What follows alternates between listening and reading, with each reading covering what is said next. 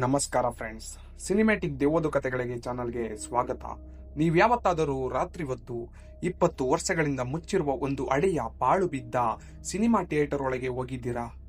ಆ ಕತ್ತಲಲ್ಲಿ ಸಡನ್ ಆಗಿ ಪ್ರೊಜೆಕ್ಟರ್ ಆನ್ ಆಗಿ ಆ ದೊಡ್ಡ ಸ್ಕ್ರೀನ್ ಮೇಲೆ ಸಿನಿಮಾ ಶುರುವಾದರೆ ಮತ್ತು ಆ ಸಿನಿಮಾದಲ್ಲಿ ಬೇರೆ ಯಾರೂ ಅಲ್ಲ, ನೀವೇ ಕುಳಿತುಕೊಂಡಿರುವ ದೃಶ್ಯ ಕಂಡರೆ? ಇವತ್ತು ನಾನು ಹೇಳೋಕೆ ಹೊರಟಿರೋದು ನಿಮ್ಮ ಊಹೆಗೂ ನಿಲುಕದ, ಕೊನೆಯಲ್ಲಿ ಮೈಂಡ್ ಬ್ಲಾಕ್ ಆಗುವಂತಹ ಟ್ವಿಸ್ಟ್ ಇರೋ ಒಂದು ಕಥೆಯನ್ನ. ಹೆಡ್ಫೋನ್ ಹಾಕಿಕೊಳ್ಳಿ, ಶೋ ಶುರು ಮಾಡೋಣ. ನಾಯಕನ ಹೆಸರು ದಿಲೀಪ್. ಹಣದ ಕಷ್ಟ ಬಿದ್ದ ಕಾರಣ ಊರಿನ ಹೊರಗಿದ್ದ 20 ವರ್ಷಗಳಿಂದ ಮುಚ್ಚಲ್ಪಟ್ಟಿದ್ದ ಒಂದು ಹಳೆಯ ಥಿಯೇಟರ್ಗೆ ನೈಟ್ಸ್ ವಾಚ್ಮ್ಯಾನ್ ಆಗಿ ಸೇರಿಕೊಳ್ಳುತ್ತಾನೆ. ಆ ಥಿಯೇಟರ್ಗೆ ಒಂದು ಕೆಟ್ಟ ಇತಿಹಾಸವಿತ್ತು.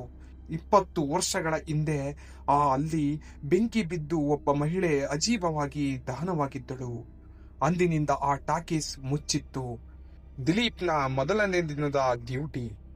ರಾತ್ರಿ ಪೂರ್ತಿ ಕಗ್ಗತ್ತಲೆ. ಇಡೀ ಥಿಯೇಟರ್ನಲ್ಲಿ ಕೇವಲ ಆತನ ಟಾರ್ಚ್ ಬೆಳಕು ಮಾತ್ರ. ಅವನು ಬಾಲ್ಕನಿಯ ಕೊನೆ ಸೀಟ್ನಲ್ಲಿ ಕುಳಿತು ನಿದ್ದೆಗೆ ಜಾರುತ್ತಾನೆ. ಸಮಯ ಸರಿಯಾಗಿ ಮಧ್ಯರಾತ್ರಿ 3 ಗಂಟೆ. ದಿಲೀಪ್ಗೆ ಸಡನ್ ಆಗಿ ಎಚ್ಚರವಾಗುತ್ತದೆ. ಅವನ ತಲೆ ಮೇಲಿದ್ದ ಪ್ರೊಜೆಕ್ಟರ್ ರೂಮ್ನಿಂದ ಬೆಳಕು ಬರುತ್ತಿತ್ತು. 20 ವರ್ಷಗಳಿಂದ ಕರೆಂಟ್ ಇಲ್ಲದ ಆ ಥಿಯೇಟರ್ನಲ್ಲಿ ಪ್ರೊಜೆಕ್ಟರ್ ತಾನಾಗಿಯೇ ಆನ್ ಆಗಿತ್ತು.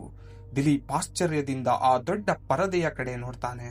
ಸ್ಕ್ರೀನ್ ಮೇಲೆ ಯಾವುದೇ ಹಳೆಯ ಸಿನಿಮಾ ಪ್ಲೇ ಆಗ್ತಿರ್ಲಿಲ್ಲ. ಬದಲಾಗಿ ಅದು ಸಿಸಿಟಿವಿ ಕ್ಯಾಮೆರಾದ ಲೈವ್ ದೃಶ್ಯವನ್ನೇ ಕಾಣುತ್ತಿತ್ತು.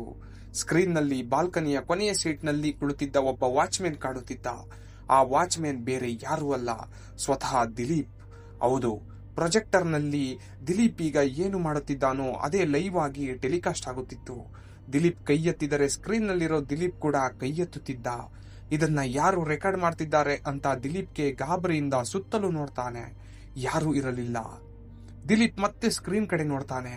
ಈಗ ಸ್ಕ್ರೀನ್ನಲ್ಲಿ ದಿಲೀಪ್ ಕುಳಿತಿದ್ದ ಸೀಟಿನ ಹಿಂದಿದ್ದ ಕತ್ತಲಿಂದ ಒಬ್ಬಳು ಮಹಿಳೆ ನಿಧಾನವಾಗಿ ನಡೆದುಕೊಂಡು ಬರ್ತಾಳೆ. ಅವಳ ಇಡೀ ದೇಹ ಬೆಂಕಿಯಲ್ಲಿ ಸುಟ್ಟು ಕರಕಲಾಗಿತ್ತು. ಮುಖ ಗುರುತು ಸಿಗುತ್ತಿರಲಿಲ್ಲ. ಸ್ಕ್ರೀನ್ನಲ್ಲಿ ಆ ಸುಟ್ಟ ಮಹಿಳೆ ನಿಧಾನವಾಗಿ ಬಂದು ದಿಲೀಪ್ನ ಭುಜದ ಮೇಲೆ ಕೈ ಇಡುತ್ತಾಳೆ. ದಿಲೀಪ್ನ ಎದೆ ಬಡಿತ ನಿಂತೆ ಹೋಗುತ್ತದೆ. ಅವನಿಗೆ ರಿಯಲ್ ಲೈಫ್ನಲ್ಲಿ ತನ್ನ ಭುಜದ ಮೇಲೆ ಯಾರೋ ತಣ್ಣನೆಯ ಕೈ ಇಟ್ಟಂತಹ ಸ್ಪರ್ಶವಾಗುತ್ತದೆ.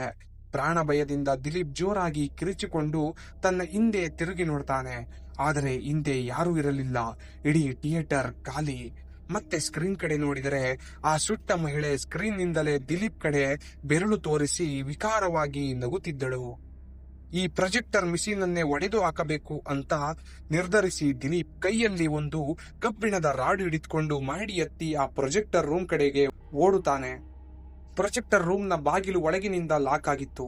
ದಿಲೀಪ್ ಆ ರಾಡ್ನಿಂದ ಬಾಗಿಲಿಗೆ 3 ಬಾರಿ ಜೋರಾಗಿ ಗುದ್ದುತ್ತಾನೆ. ಬಾಗಿಲು ಒಡೆದುಕೊಂಡು ಒಳಗೆ ನುಗ್ಗುತ್ತಾನೆ. ಪ್ರೊಜೆಕ್ಟರ್ ತನ್ನಷ್ಟಕ್ಕೆ ತಾನೇ ಓಡುತ್ತಿತ್ತು. ಆದರೆ ಆ ಪ್ರೊಜೆಕ್ಟರ್ನ ಪಕ್ಕದ ಮೂಲೆಯಲ್ಲಿ ಕಂಡ ಆ ದೃಶ್ಯ ನೋಡಿ ದಿಲೀಪ್ನ ಕೈಯಲ್ಲಿದ್ದ ರಾಡ್ ಕೆಳಗೆ ಬೀಳುತ್ತದೆ. ಆ ಪ್ರೊಜೆಕ್ಟರ್ ರೂಮ್ನ ಮೂಲೆಯಲ್ಲಿ ಧೂಳು ಹಿಡಿದು 20 ವರ್ಷಗಳಿಂದ ಕೊಳೆತಿರುವ ಒಂದು ಮನುಷ್ಯನ ಅಸ್ಥಿಪಂಜರ ಬಿದ್ದಿತ್ತು.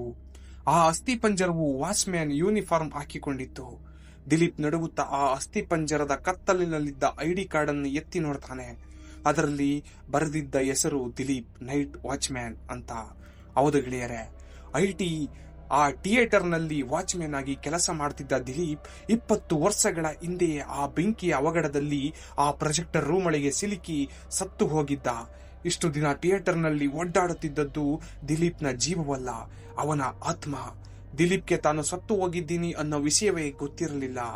ಆ ಸುಟ್ಟ ಕರಕಲಾಗಿದ್ದ ಮಹಿಳೆಯ ಆತ್ಮ ಪ್ರತಿದಿನ ರಾತ್ರಿ 3 ಗಂಟೆಗೆ ಆ ಸಿನಿಮಾವನ್ನ ಪ್ಲೇ ಮಾಡಿ ದಿಲೀಪ್ಗೆ ನೀನು ಸತ್ತು 20 ವರ್ಷ ಆಯಿತು ಅನ್ನೋ ಸತ್ಯವನ್ನ ನೆನಪು ಮಾಡುತ್ತಿತ್ತು.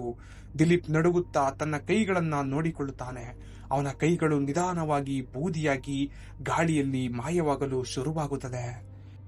ಫ್ರೆಂಡ್ಸ್, ಇದು ಮೈಂಡ್ ಬ್ಲಾಕ್ ಟ್ವಿಸ್ಟ್.